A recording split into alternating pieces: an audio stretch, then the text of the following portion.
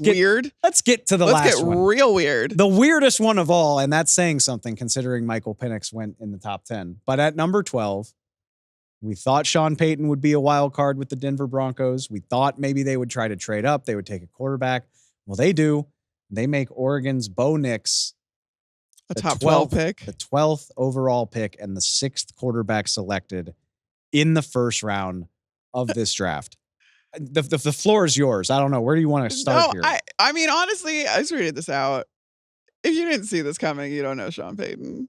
Like, I think that they were going to have to get a quarterback. You can't stand pat with Zach Wilson.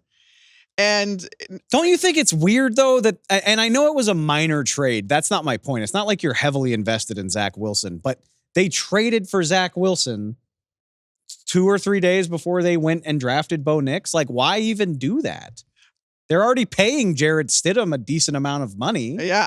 They got rid of a draft pick. I think it's just Sean Payton throwing stuff against the wall and being like, all right, who can I mold? Who's going to make me look really good? Who's going to make me look like I looked after I made Drew Brees into what he is? Because you know that he takes credit for Drew Brees. So now it's like, who can he mold? And I do think that Bo Nix is a little bit moldable. And maybe that's where the appeal comes in. He's got some really good nuts and bolts to him. It's just the consistency. It's he's got an arm.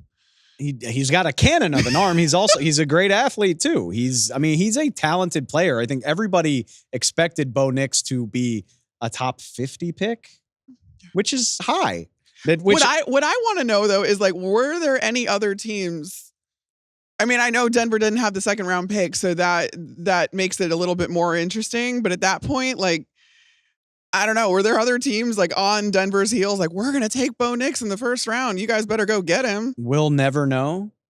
But every year we get these lessons that the league just thinks so much differently of some of these guys. I wanted to shout this out. Our friend Arif Hassan, very talented writer, friend of the show. We love Arif. Every year he compiles the consensus big board. So he takes 101 boards from around the media landscape, people who rank players, evaluators, from the biggest names all the way down. And he compiles them to like an average of the value of each player's grade and where they stack up on everybody's board. This is not the end all be all, obviously. But according to 101 different people who evaluate this stuff, Bo Nix was the consensus 38th overall player in this year's class. So, and you took him 12th, which will be fair to the Broncos. Maybe they've got him right, and they're that much smarter than everybody else. That's true. Or maybe they just made one of the all-time most memorable draft reaches ever. Ego is a hell of a drug, Davey boy. I mean, I what I don't want to do is like write any of this in stone. No. The night that the picks are being made. But it's a hell of a gamble when you know that you are going to be one of the most memorable things from this draft, whether it's because you were right or because you were wrong. Sean Payton does have A, the resume, and B, the ego to probably, he's probably okay with that. Yes. I don't think Sean Payton's losing a lot of sleep about stepping out on this limb, but it's a hell of a limb to step out on. And especially when you're looking at the team around him and you're kind of evaluating the whole situation. Like, is Denver decent?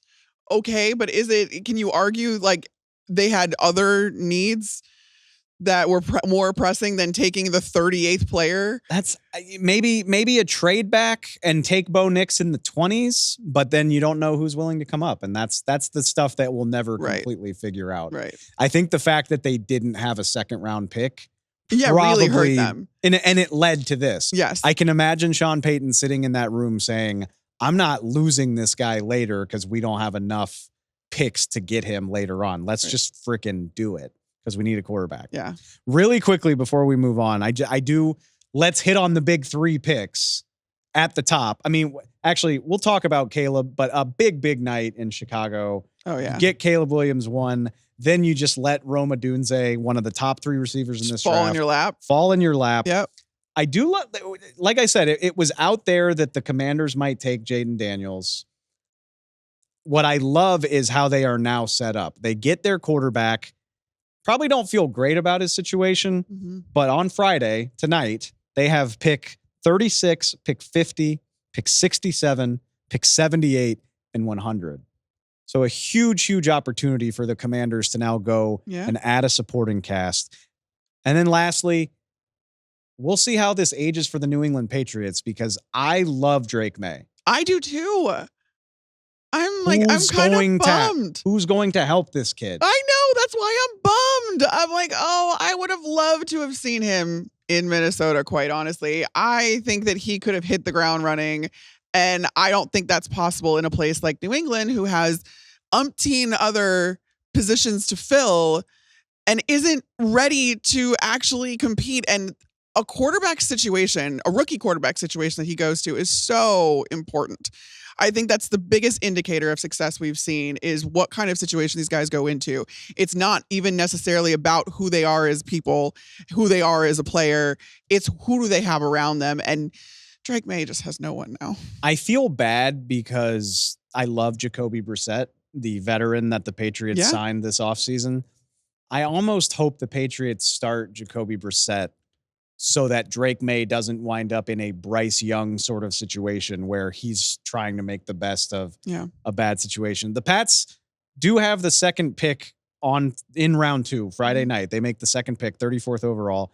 I'm going to guess it's offense because Drake Maye, if he is going to play this year, needs a hell of a lot of help. All right. That covers us for the quarterbacks, which is easily the biggest thing coming out of this draft. I could talk for hours about this.